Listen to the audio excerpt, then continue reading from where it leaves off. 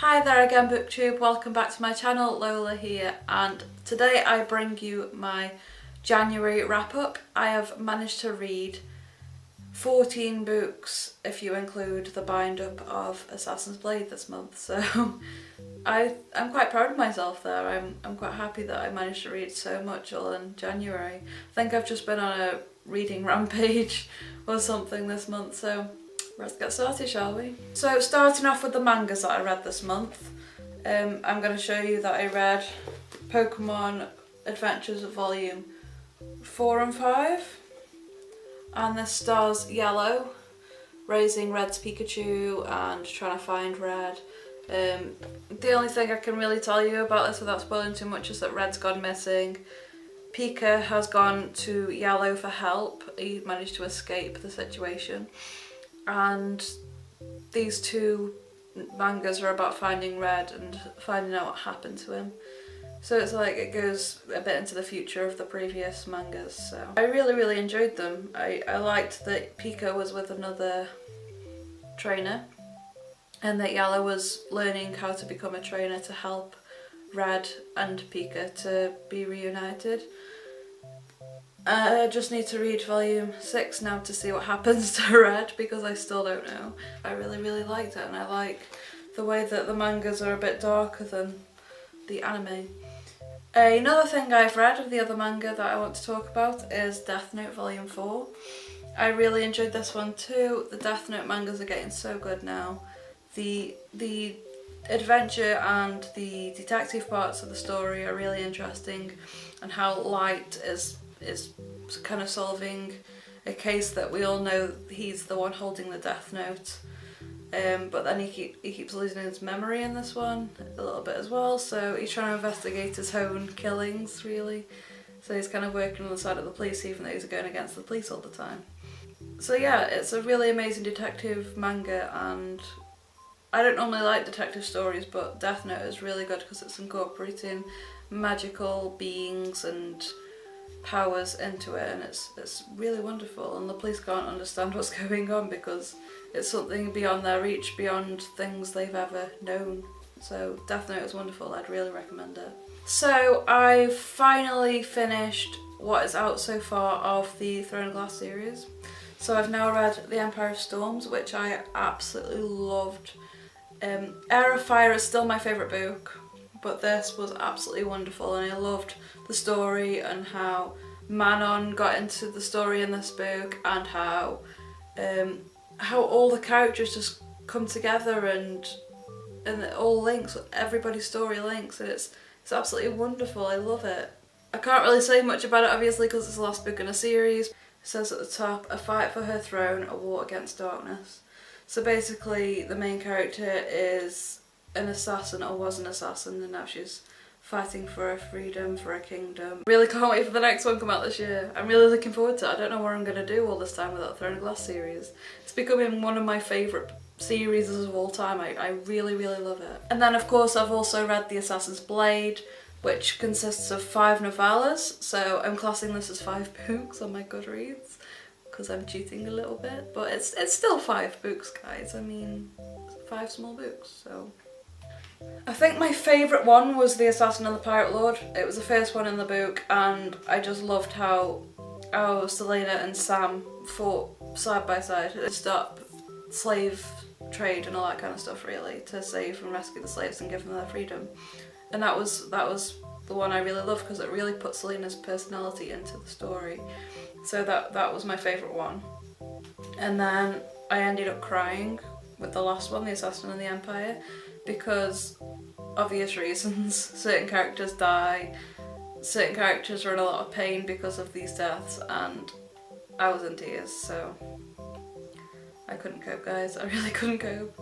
I'm so invested in this story now, and to see Selena's past and see what she was when she was first put into the Assassin's Guild, it's just amazing, and I was so happy to read these, and I just devoured them within a couple of days.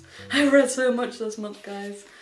So yeah, I really love this, and I love the ones in between as well. The Assassin and the Healer, for example, where she's teaching a young woman how to protect herself. A woman who's never protected herself in her life, and she suddenly needs help with what she wants, and she wants to be a healer, and she's stuck with a dead-end job with nothing to do, and Selena helped her out. So I love that story as well, because it shows that even though she's very vain and selfish, she can also be selfless. So yeah, I really enjoyed The Assassin's Blade, all by Sarah J Maas, and she's such a wonderful writer. I would really recommend The Assassin's Blade and the Throne of Glass series altogether. So another book I bought and picked up this month was Matilda by Roald Dahl.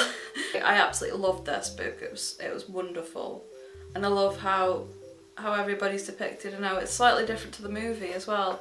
You get more information from this as you do in most books, I suppose, but for example, Matilda's powers, you get more of an explanation for them towards the end, and it actually explains why she has them in the first place. So it gives you so much more information, and it's just such a wonderful read. Something you could read to your kids, and I would really recommend anything by Roald Dahl. Charlie and the Chocolate Factory is also something I read growing up, so... And I also read The Twits and a few other things. So yeah, I would really recommend Roald Dahl for children. It's so good and I love it. 2 more books I read this month. As you know, I'm reading A Series of Unfortunate Events at the moment. And I'm really far in now, guys. I've read book 10 and 11, if you might see. So I've read The Slippery Slope and The Grim Grotto. And I read The Grim Grotto really fast as well, guys. It was such a good one. Out of the 2, I think that would be my favourite. I love Sunny's character development right now. She's growing up and it's amazing seeing her being able to speak and have conversations with her siblings without having to have it translated by her siblings. I just love, as you know, I've been saying this for a while now, I am loving Sunny's character development, but also how the children are coping through all these obviously unfortunate situations that they're going through. And the Grim Grotto ended on such a cliffhanger, I just can't wait to jump into book 12 now.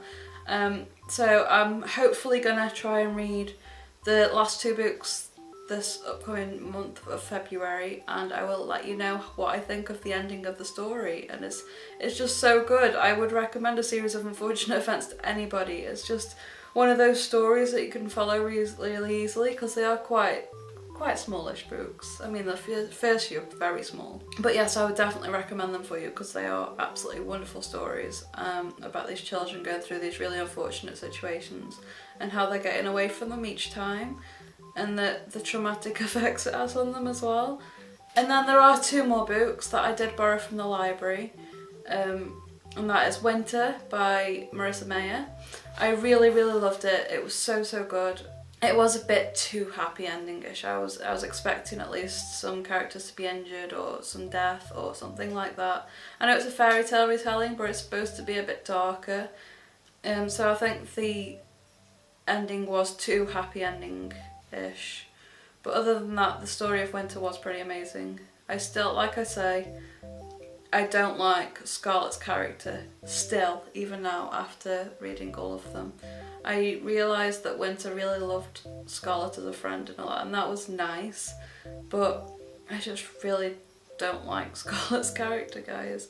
But the Lunar Chronicles as a whole is really good. It's just Scarlett that ruins it. Other than that, I really enjoyed it. The other book that I borrowed from the library was The Inquisition by Taryn Matharo. I kind of gave it a 3 out of 5 stars, even though I wanted it to be a 2.5 out of 5, because I don't know, to me the idea was really good, the idea of the story that was coming, but I only really enjoyed the first few chapters, even though it was all set in courtrooms and stuff, and that was the best part of the book, which is kind of sad. Like I say, I enjoyed the idea of the book, but it kind of seemed like the author was playing Dungeons and Dragons and wrote down the outcomes, because they were just, the outcomes seemed kind of random to me. I think I will read the next one just to see how it turns out, because it ended on a cliffhanger. But I don't know, I was just, Dungeons and Dragons was in my head the entire time I was reading it, so I don't know, I didn't really like it that much. The characters, there was so many of them, I couldn't really get invested in them very much, so I just couldn't really enjoy this book. The first one was a lot better. That's everything I've read this month, guys. Let me know in the comments what you've read this month, what kind of books you've read, if you think I would like any of them. And I will see you in my next video. Bye bye!